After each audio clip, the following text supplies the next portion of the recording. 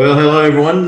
Welcome to our fourth video presentation in the second week, and we've had some big announcements yesterday, so we're here to talk a bit about that. But welcoming today with me, or joining me today, is Tanya Kirker, Verve Group, Alice Springs.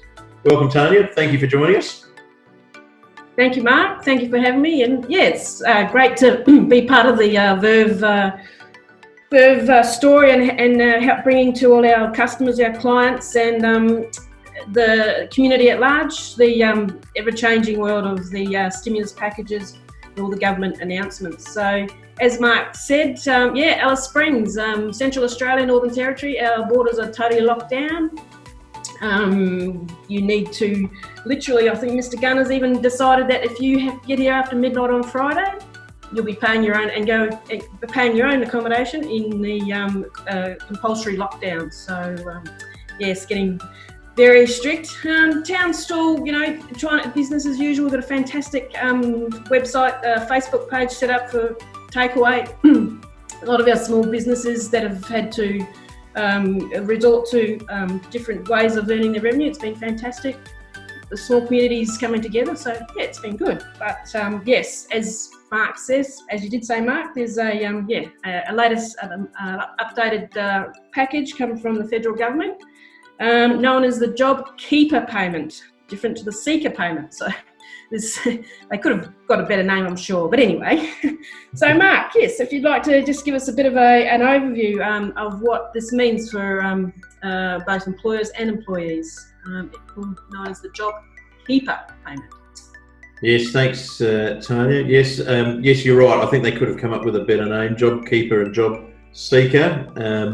They're probably fairly easy to confuse, but the JobKeeper Payment, which was announced yesterday by Scott Morrison in what is a $160 billion subsidy for employers. So essentially what they're saying here is that they want to keep people off Centrelink as much as possible and keep them employed, keep employers and employees connected.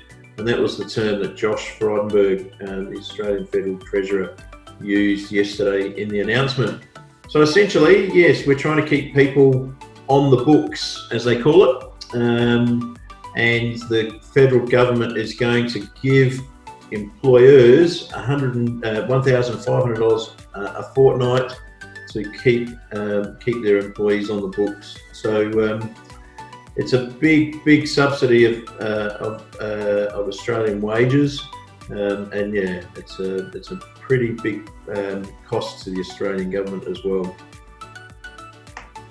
So on that, Mark, $1,500 fortnight subsidy. Now that's a flat rate, so it doesn't matter what your salary is. It's just $1,500 per per fortnight per person.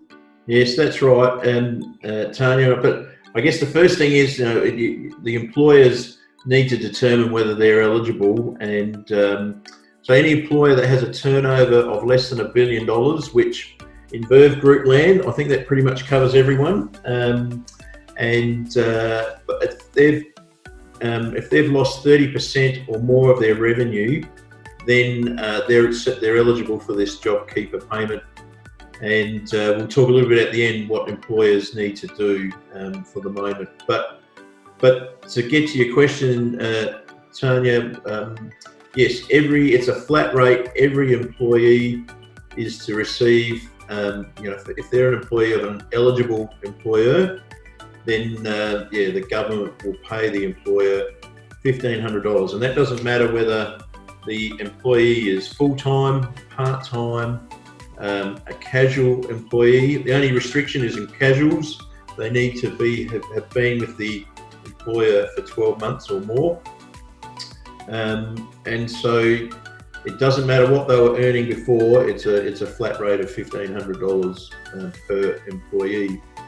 And it's also it's to anyone who's lost their job since the 1st of March. So if you were an employee on the 1st of March, and you are not sure, I'm urging all employees to get in contact with their employers to see whether they're registering for this JobKeeper payment.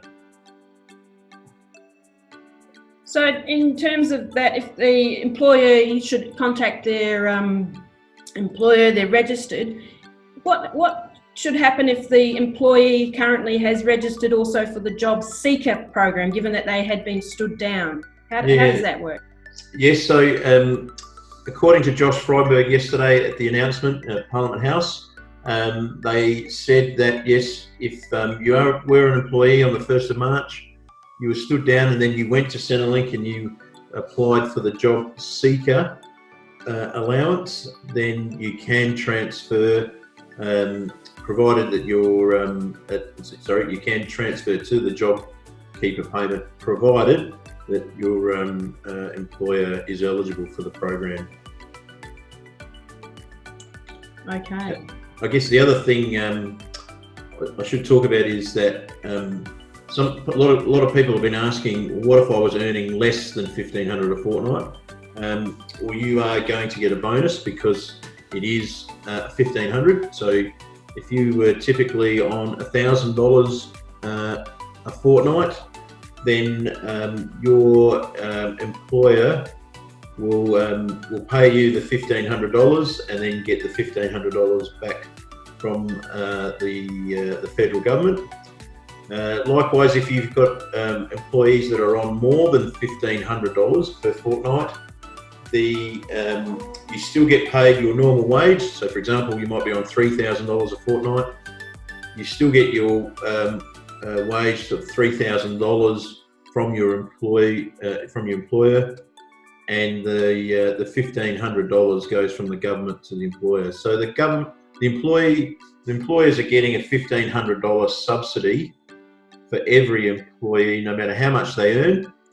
And if you're earning less than the $1,500 a fortnight, you get a bonus. If you earn more, well then you still get paid the same amount that you normally would. It's just the employer is getting just the $1,500, not your full salary. Okay, thanks for that, Mark. Now, just from the employer perspective, what are their if they become an eligible employer?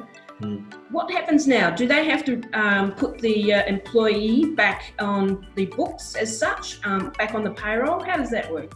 Well, the first thing and the only thing that they need to do for the moment is register their interest with the ATO, so ato.gov.au/JobKeeper. Register your interests, so there it will ask for the business name, ABN, and an email address and a few other details. Now, all that's doing is you're registering your interests in relation to the JobKeeper payment scheme. At some point down the track, in the not too distant future, you will then need to lodge an online application, and it's that application process where you give more details about your business and also about your employees that were employed on the 1st of March. I'm just advising clients of Verve Group, the first and only thing you need to do for the moment is register your interests on that ato.gov.au/JobSeeker. And then from there, you'll receive an email from the ATO, and that'll be your cue to lodge your application. So just register your interest for now. Yeah, that's great. And I think, given it's also new and it's only been announced yesterday, that's pretty much all we can advise at this point in time. And at Verve Group, yes, certainly if any of our clients or anybody would like further information, we know where we can find us. You know, we're at the end of the phone and emails, but yeah, we'd love to have a chat if you're feeling a bit concerned or need a little bit more instruction. But as Mark said, the only thing that needs to be doing, and it's quite a straightforward process, it's very well signposted as to how you access this registration of interest. So thanks for that, Mark. That's all right. I'll just, one more thing just on that is, if you go to treasury.gov.au/coronavirus/JobKeeper, there is a good little fact sheet on there, and I'll bring that up, which people can have a read. It's on the JobKeeper Payment. Talks about eligibility, the payment process, the timing, and there are some worked examples of how it all works. So treasury.gov.au/coronavirus, and then click on, and we'll go back to it, and then click on the JobKeeper Payment on the right hand side. Yeah, more information, and gives you some worked examples. Excellent. So again, I think that's about all we've got for today, is it, Mark, in relation to our JobKeeper payment system, given that it was released just yesterday. So yeah, and all I would say, yeah, stay informed. Ask us if you've got any queries, and we're always here to help. Right. So thanks, Tanya. We'll talk again soon, and thanks everyone for watching.